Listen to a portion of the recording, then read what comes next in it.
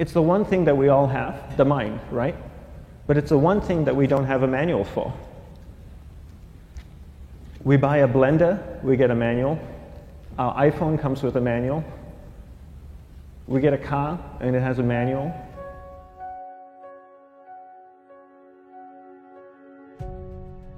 Nobody teaches you how to use the mind. There's no manual for the mind. So this, I think, is one of the most essential things in making progress in our life, is really understanding how our mind works. It's the one thing that we have to live with 24 hours a day, 7 days a week.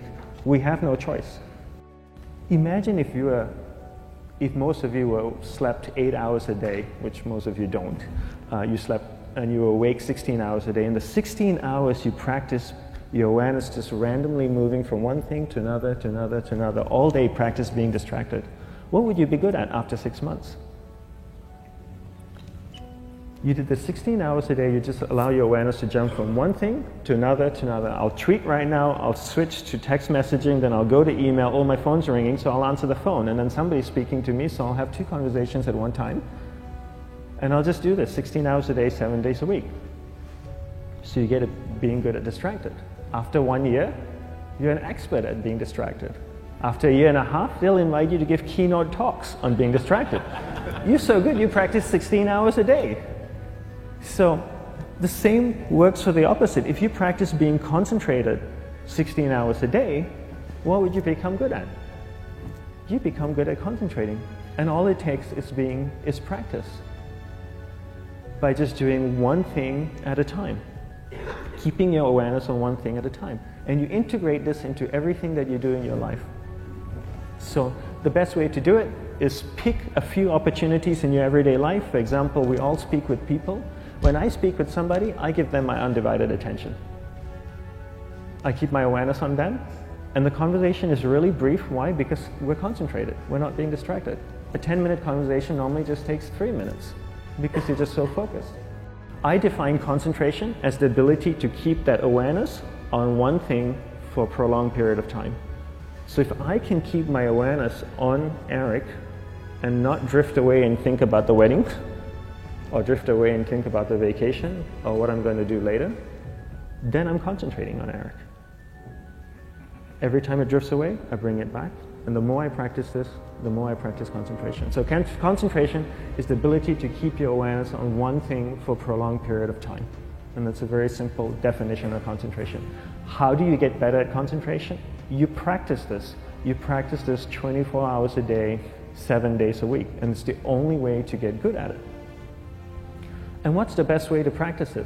The best way to practice it is to integrate it into everything that you do in your life. Not to meditate 10 minutes in the morning. It doesn't work. You really need to look at your life the same way a sprinter in the Olympics looks at his life. You've all heard of Usain Bolt, the man that won the gold medal twice, 2 Olympics in a row, broke the world record. I don't know anything about him, to be honest. But if I was looked at him, he obviously sprints, he practices running, probably does a lot of long distance, he probably does a lot of stretching as well, I'm sure he gets massages. He looks like he eats the right kind of food. Drinks the right amount of water, takes vitamins. His whole day is so disciplined. For what? To prepare him for 9.57 seconds. I think that's what the world record is, right? For 100 meters, 9.5 or 9.57 seconds. His whole day is preparing him for that short time, not the other way around. A lot of people say, you know what, I need to be more concentrated. So you know what, I'm going to meditate in the morning, I'll sit down for 2 minutes. Okay, now I'm Zen master. And the remaining 23 hours and 58 minutes, they just go about being ordinary and crazy. How does that work? How would you change? It's not balanced at all. So if for 23 hours and 58 minutes you were not being concentrated, you allowed your awareness to jump from one thing in your mind to another thing, to another thing, to another thing, to another thing, in an uncontrolled way, what would you be good at? And out of a prolonged concentration comes the wonderful power of observation. You just become more observant, and when you become more observant, you see solutions quicker and you solve things quicker. And it's a wonderful, powerful feeling when somebody is concentrated on you and not being distracted. So the best way is to integrate it into your everyday life. You're speaking with your spouse, give her or give him your undivided attention. So develop your awareness, integrate it into everything that you do in your life. And that's the best way you become good at.